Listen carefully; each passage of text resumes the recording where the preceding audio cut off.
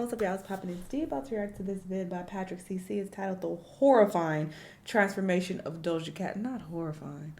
Lord, let's see what he has to say. Let's watch. Doja Cat has evolved from a bubbly pink pop princess to an edgy, dark, and honestly confusing artist. Now, celebrities as famous as Doja Cat are held to standards that are near impossible to meet. But what happens when a celebrity just gives up, disregards all societal standards, and starts acting in a way where you have no idea if what you are looking at is real or fake? We have to acknowledge from the beginning that everything in Doja Cat's career could be one orchestrated marketing stunt, or we could actually be witnessing someone descending into madness. Doja Cat's superpower is that she knows the internet very well. She knows what type of humor the internet will gravitate to. She knows what will cause controversy, and she has continuously exploited that throughout her career. She obtained this knowledge by being essentially raised by the internet. I definitely didn't like to leave my room. I don't know if I was agoraphobic, but I definitely thought that I was at the time. It was very, very hard for me to go outside. According to Doja, she would skip school for days at a time, spending endless hours in various online chat rooms. She claims that she was often a victim of online bullying, but this allowed her to develop a thick skin and join in on the fun through her own offensive rhetoric. So I became the person who would often make offensive jokes and do... Y'all don't want this life, okay? If you are out there and you spend all day online and you don't go outside and you have no real friends, you have to put yourself out there. You don't want this. No shade to Doja, but you don't want this life. You don't want to turn out like this. So... things sort of out of the box. From the slapstick comedy of E-Bomb's world to the hyperconnectivity of MySpace, as well as the edgy, politically incorrect depths of 4chan, Doja developed a fascination with internet culture. But this time in her life would later come back to haunt her. I was very into finding underground artists that rapped. It was maybe around 11th grade that I figured that this is what I really wanted to do. Performing in music was all I ever cared about. She eventually dropped out of school at 16 and spent all of her free time making music and sharing it online. Her track So High was uploaded November of 2012, which would eventually change her life. I wish my 16-year-old would tell me I'm about to drop out and pursue music. You do that outside my goddamn house, because if you dropping out, then you no longer can be in my damn house if you ain't going to school. You think I'm about to take care of you for the rest of your life? Like, where is this going? What's the plan? Clearly it worked out for her, but this is not common. Doja would leave her house was to network with other musicians in the underground LA scene. Verbies, a rapper, promoter, and radio host in LA, helped book Doja's first ever show at an event he founded dubbed the Banana Showcase. Be like, Your Highness, why you always buying that fly?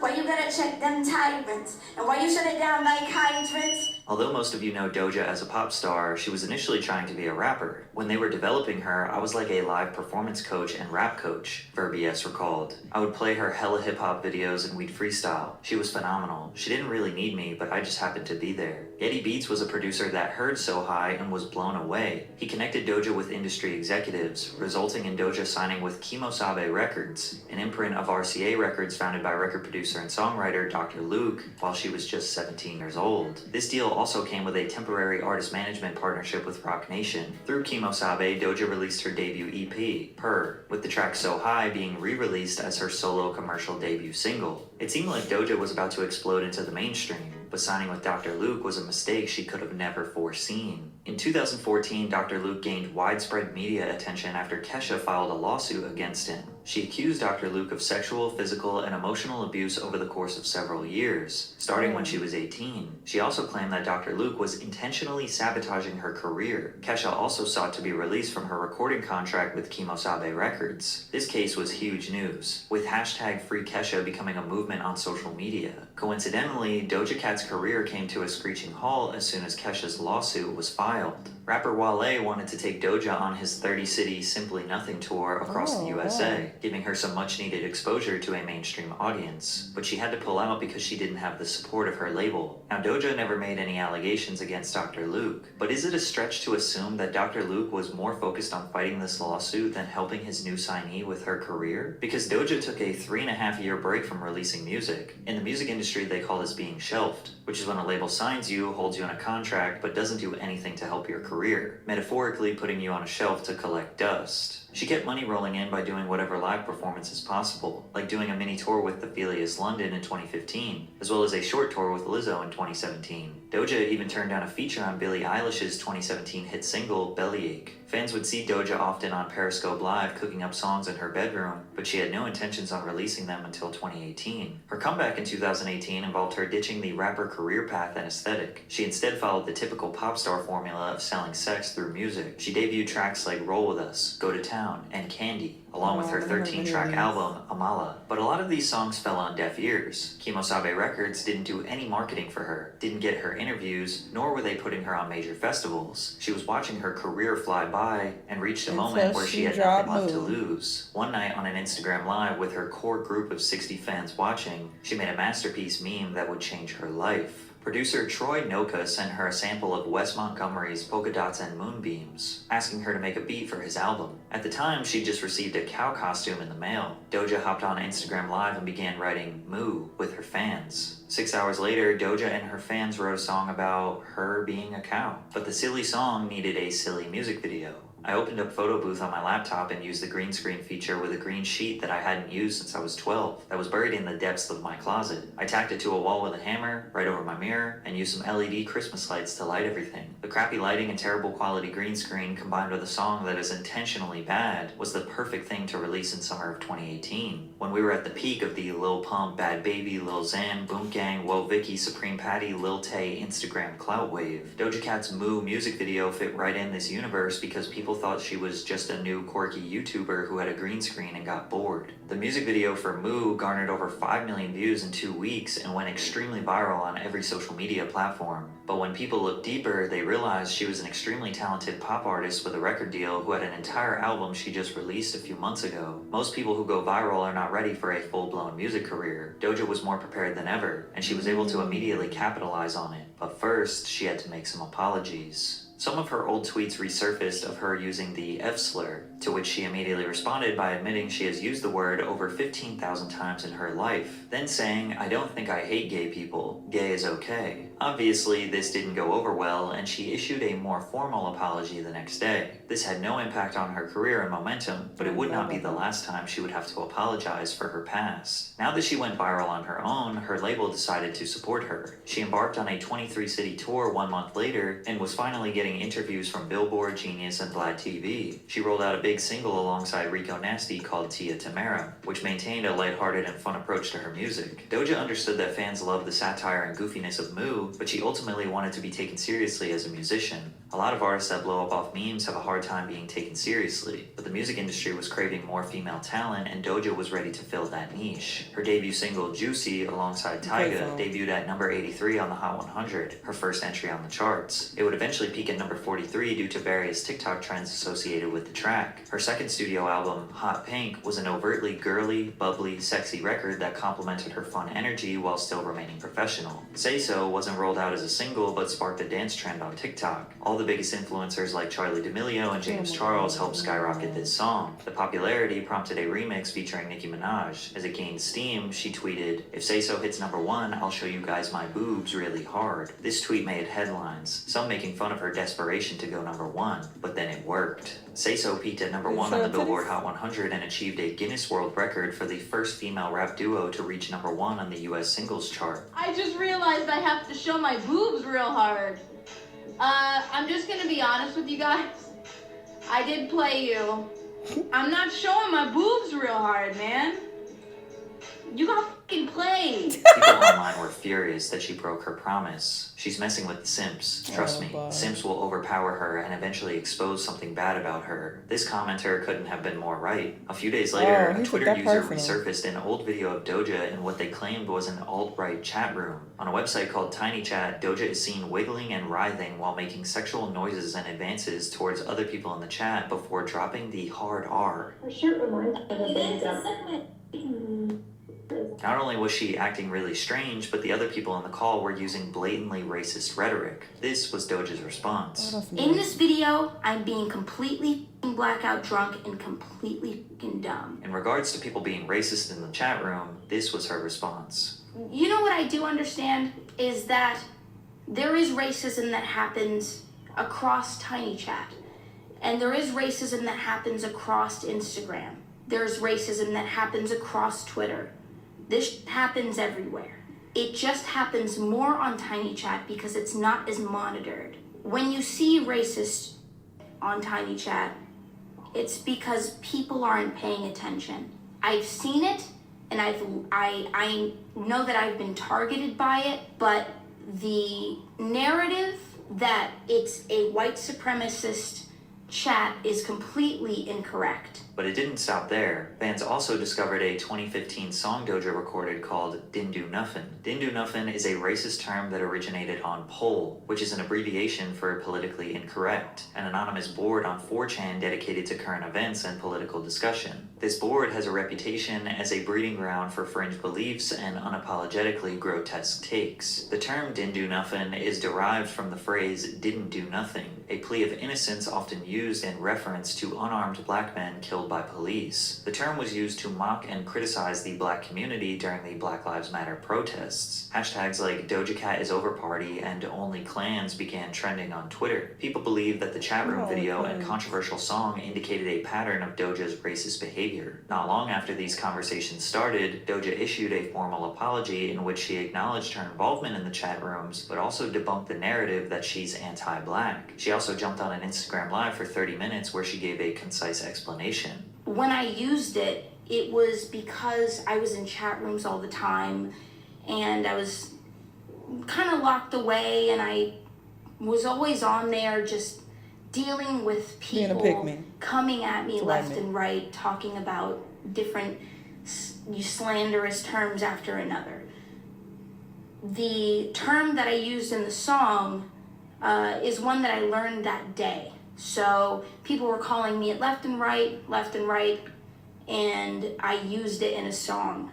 And it was to kind of take back and just say thank you to those people. But again, this would not be the last time Doja's internet past would come back to haunt her. Fortunately for Doja, her ever-growing list of accomplishments shine bright over any controversy she endured. Although her Hot Pink tour was postponed, she performed at the 2020 MTV Music Awards where she won the award for... I think it's crazy that artists who have negative things to say about black people, they can make those comments and their career will continue to flourish, and there's no backlash per se. Like, was she pulled from any award show or had to face any repercussions? It doesn't seem like that took place. Of course, on Twitter people were upset, but as far as there being actual action taking place to penalize her for making those comments, nothing took place. But when other groups are targeted, it's like, you must pay. We're gonna pull you from this event, you're gonna lose this brand deal, but I don't see that energy given when people make racist comments towards black people, even though you could say, well, she's black too. Half, but sure. Still, it doesn't matter. You're still making these comments that are very hateful, but it seems like nobody really cared to take action to penalize her for these comments. So I think that's interesting. Best New Artist. Following performances on both The Tonight Show and Jimmy Kimmel Live, her feature on the album track Motive from Ariana Grande's 2020 album Positions peaked at number 32 on the Billboard Hot 100 chart, becoming both her highest debut and second ever top 40 entry. Later that year, Doja performed at the 2020 MTV Europe Music Awards, where she won the award for Best New Act. She went on to win the New Artist of 2020 and New Artist of the Year at the 46th People's Choice Awards and the 2020 American Music Awards, respectively. Billboard ranked Doja Cat number 5 on both the Top New Artist of 2020 and Top Female Artist of 2020 charts. She ranked atop Rolling Stone's list of the 10 biggest breakthrough artists of 2020, following a 300% increase in her on-demand audio streams in the US. Forbes also named Doja one of the top breakout stars of 2020, while including her on the annual 30 Under 30 list. She was also nominated for 3 different awards at the 63rd Annual Grammys. In 2021, she continued to absolutely dominate. She toned down the bright, colorful costumes and pink-dyed hair for a muted, mature her aesthetic. She released several hits including Best Friend featuring Saweetie, 34 plus 35 with Megan Thee Stallion and Ariana Grande, as well as Streets, all of which peaked within the top 20 on the Billboard Hot 100 chart. In the spring of 2021, Doja released Kiss Me More featuring SZA. This collaboration reached top 5 in 18 different countries, received critical acclaim, and captured Doja her first Grammy for Best Pop Duo/Group Performance. But with all the success, she claims she didn't enjoy it. I don't have any new music, like just have fun and like just jam and like make some shit. Like I haven't done that in maybe 5 years, feels like. Yeah, I made my album, put it out, but that's like a requirement. Like I have to make that. Like I had to make that album. It's easy to understand musicians can experience burnout due to demanding schedules, late-night performances, long rehearsals, frequent travel, repetitive interviews. There is an intense pressure to consistently deliver high-quality performances, whether in live settings or in the studio. Her saying she had to make her album led people to believe there was drama with her and Dr. Luke. Maybe she felt a lack of control over her career. Her saying that she hasn't made music for fun led people to believe her label wanted her to make formulaic pop music so they can bring in millions. This pressure, combined with the endless amount of scrutiny and negativity online, having to constantly apologize for wrongdoings, likely made Doja feel like this whole music industry is smoke and mirrors. Her potential descent into madness was beginning. Are you drinking water? In March of 2020, Doja traveled to Paraguay for their annual Asuncionico festival, which was canceled upon arrival due to severe weather conditions which included flooding and thunderstorms. Doja's hotel location was leaked and fans, eager to see their favorite musician, piled up outside the hotel hoping for her to come out. Eventually, fans grew frustrated when Doja failed to acknowledge them, both in person and on social media. While fans aren't entitled to Doja's time outside of when she's scheduled to perform, her seemingly self-absorbed tweets the following day caused a justified uproar on social media. The next day, Doja checked out of her hotel and tweeted, "There was a storm in Paraguay, the show got canceled. When I left the next morning, there wasn't one person outside the hotel waiting for me." After a flurry of backlash, she said, "I don't give a," followed by, "This ain't for me, so I'm out. Y'all take care," before changing her Twitter name to "I Quit." Her reaction to this situation that was totally out of her control either proves 1, she is legitimately sick and tired of the pressure of this industry, or 2, she is just a snobby, childish brat ungrateful for her career. Doja's response to criticism has always been the same since day one. She would initially respond sarcastically, and when that response garnered more criticism, she'd finally take the situation seriously and issue a formal apology. However, the secondary apologies always felt insincere, since her genuine feelings toward the topic were always displayed during those initial responses, which brings us to our next controversy, where she made a huge deal out of nothing. Doja DM'd Noah Schnapp, the 17-year-old star of Stranger Things, to get the attention of Joseph Quinn, another cast member who she'd been lusting over on Twitter. Noah posted the DMs thinking it was a silly joke, only for Doja to get really angry about it. That Noah did that, like went and posted a private conversation between me and him, is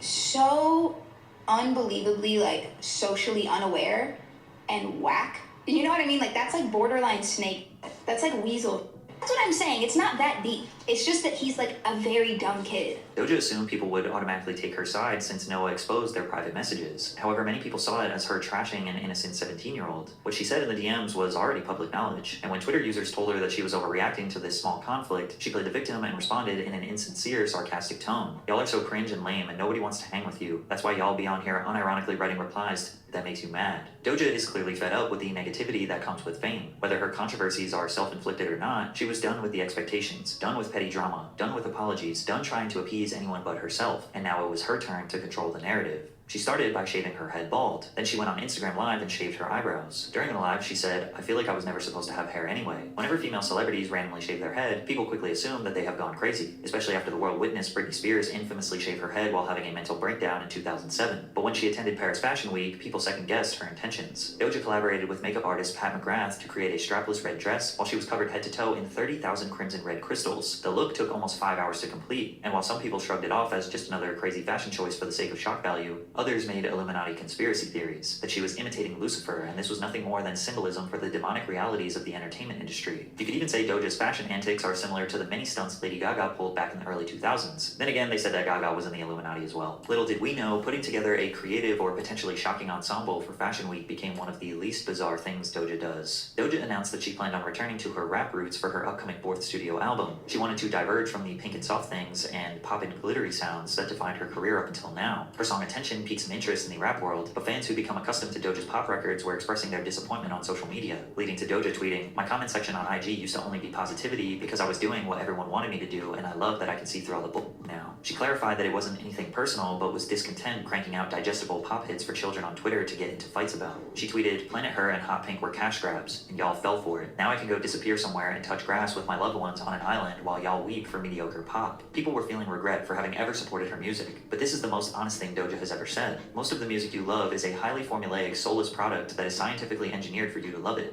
Look at what it took for Doja to blow up, making the worst song possible to get attention. It is totally believable to think Doja just did whatever she could to make some money and be set for life. This is metaphorically what people refer to as selling their soul, but Doja was doing more than metaphors. She showed off a new tattoo of a scaled animal figure crossbred with female attributes. The photo went viral on social media, with many calling Doja's tattoo demonic. One fan expressed their concern, writing, "Used to love you, but you clearly sold your soul to the devil. Unfollow." Doja replied, "Whatever helps you sleep at night." She posts another tattoo, an antelope skull on her wrist. Then she would tattoo a bat skeleton on her back. The allegations regarding her being indoctrinated into the Illuminati or practicing demonic worship only increased as time went on. Her Instagram became filled with cryptic messages and spooky videos to roll out her album. She posted very unflattering photos of herself. Her album was called Scarlet. She posted what people thought was the album cover, which consisted of her drenched in blood with a stripped down Freemason symbol. She also announced a multi-city tour, which people called a devil worship show. She'd post videos of herself crawling in the shadows, photo shoots where she was drenched in blood, and selfies of blood dripping down her nose. She even posted a selfie wearing a shirt with an image of Sam Hyde, an infamous internet troll/comedian who often incorporates racist or anti-Semitic humor in his bits. The image of Hyde brandishing a rifle on Doja's t-shirt is a common meme on social media following mass shootings. Her song Paint the Town Red was her leaning more into this overtly demonic art style. The song topped the charts in 19 countries. It became Doja's second single and first as a solo artist to top the Billboard Hot 100. Paint the Town Red made history by becoming the first solo female rap song in Spotify history to top the platform's global and US top 50 charts, and the fastest solo female rap song to amass 100 million streams. Turns out devil imagery is still an effective marketing strategy. If the signs weren't obvious enough though, Doja began teasing a promotional single titled Demons. In promotional photos uploaded to Instagram, Doja can be seen dressed up as a demon. The music video further cemented Doja's transformation from the quirky girl in a cowsuit to something straight out of a horror film. Some people are praising Doja, that she is finally being herself. She's finally free of all the expectations of the music industry and doesn't have to live up to unattainable beauty standards. Some people think what Doja is doing here is mocking the people who think an artist has to sell their soul to make it into the industry. You have to remember she is an expert internet troll, crawling out from the deepest depths of 4chan.